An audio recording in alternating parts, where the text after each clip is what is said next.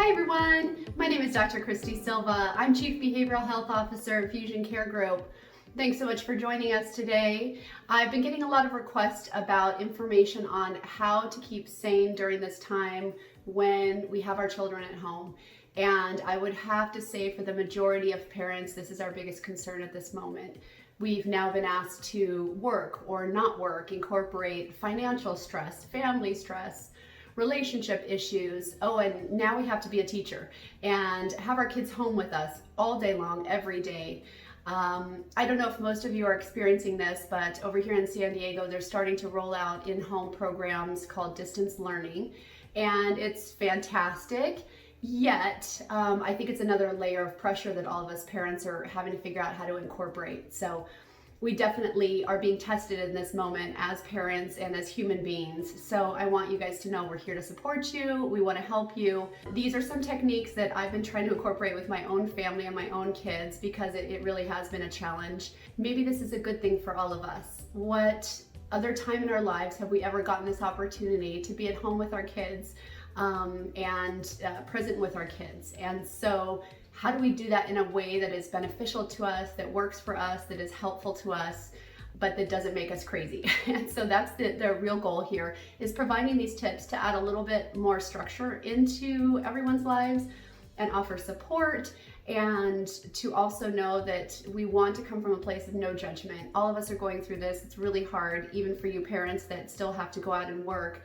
Again, it's the same problem. Now you have to go out and work and come home and do all of the rest of the things that you normally would do. And on top of it, make sure that your kids are being educated. So I want to say thank you to all your parents, all of you parents out there who are doing such a great job and really trying your hardest. And it's not easy. So I want you to first, a lot of encouragement. I want you guys to keep a lot of encouragement for yourselves, for your kids, for your family. Bring on the praise. We've never had to deal with this before. This is life-changing, and it's an opportunity for us to either get super anxious or to really focus on supporting each other, hunkering down a little bit and learning to appreciate the little things in our lives and maintain sanity during those moments. So the first thing, a lot of gratitude, a lot of patience with yourself. There's no way that you can be expected to be a teacher and have the credentials as a teacher would. You know, remember, teachers go to school for many, many years. They do an excellent job and they are well trained in managing a classroom of a lot of kids. So we don't want it to be very stressful. We don't want you to have a list of 100 things on your plate. Because remember, we've already incorporated a lot of newness into your life. And when we have newness in our lives and then we add more newness and more expectations and more things to do, that's where we get anxiety and we start to crumble. So really for you guys, I want you to think, what are the priorities in my family? What's important to me? What's important for my kids? How do I take away some of the excess and leave some of the pureness and the things that I need to do, the things that I want to do? So keeping it simple, definitely my first technique. The next thing is structure. So most people wonder about structure, how much structure. What we know biologically for people is that we are conditioned and love to have routines and pattern. When you take away routines and pattern from a human being, what ends up happening is you get kind of a lost feeling with people. Their depression can sit in, they can feel a little helpless, a little aimless. So time and time again, if you research, you'll see that having a routine and structure is so important.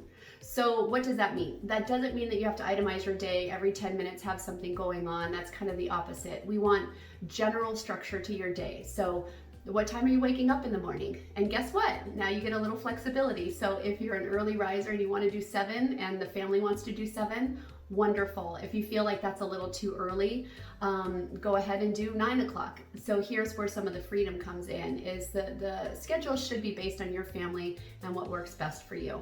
The other thing that's important is having breakfast, lunch, and dinner at the same time. Our systems and our physiology like routine and like to know when it's going to eat or when it's going to sleep. So what I would recommend is coming together with your family and sitting down over dinner, making sure everyone's kind of in a good mood and well fed.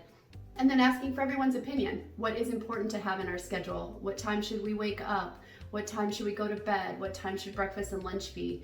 And allowing kids to now start to get a little bit of control. And these are the moments that we want control from them, where they can say, I like this, I don't like this, I want this, and I don't want this. Ideally, as parents, we can come down and say, nope, this is a routine, this is how we're going to do it. But what ends up happening is that you don't have buy-in from your family, and so the likelihood they're going to follow and not resist is a little bit lower. So I highly recommend getting buy-in, talking to your kids, and then seeing how much insight they have as to time schedules and routines and what would be good for them. But you might be surprised that kids tend to be a little bit more reasonable than we would think. The next thing that I think is super important is building in reinforcement. So any of those things that we know our kids hate to do and they don't want to do, these are the things you want to put first in the day. These are the things that after they have a little break in the morning and they eat, they have more energy. So maybe you give them a little break, but let's go right into schoolwork. Setting the expectations. So again, keeping the expectations simple, that what are the things that they need to do and what can we get by from? Because remember, kids are going through their own anxious moments right now, and we want to build encouragement and tell them what they're doing right. There's plenty of opportunities for us to focus on the negative nowadays, but it doesn't really help anyone. So I would definitely really focus with the kids on starting their work first, and most kids know that they're going to have some work. One thing parents don't know is that it doesn't matter if you're a therapist or you're anybody else.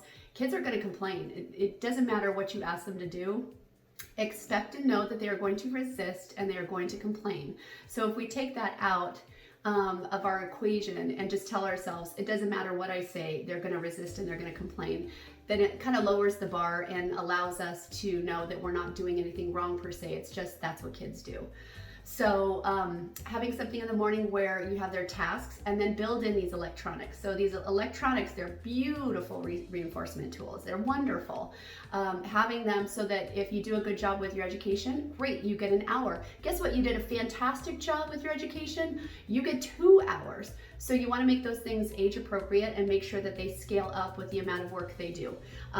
My teens have been wonderful in helping out. Obviously, I'm working full time from my little she shed down here, and it's wonderful because I'm able to do work, yet I still have those pressures that every other parent has. What are my kids doing up there, and are they behaving? What we've done with them is build in reinforcement that if you spend a time with my youngest, say an hour of engaging with her, playing with her, having fun, or you don't fight for an hour, or you're not complaining about each other, then you get your hour of video games. And we do that several times throughout the day because it's nice to kind of break it up so they're not on their video games all day long, but they have a portion of work, then you get your games, then a portion of work, and then you get your games. And of course with my daughter, she gets modified, she gets technology time, but it's gonna be a little modified. So build in those reinforcements, use them. They are your golden ticket. Have fun with them, and they are important.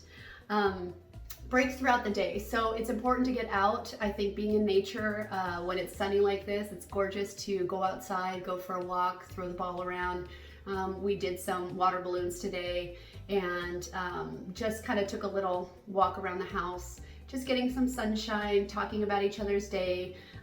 Allowing kids to talk about all of the newness. I was able to get some good information from my daughter about how she felt with starting school online and how that was for her. So I think sometimes being out in nature, away from being in the house, that you're going to get that quality of relationship that you're looking for. So lastly, those are just some techniques, and I'll come out with some more, but most of all, I want you guys to know we're here to support you. If you feel like this is really, really tough for you and you need support, you need help, reach out to us, please. We're here to support you.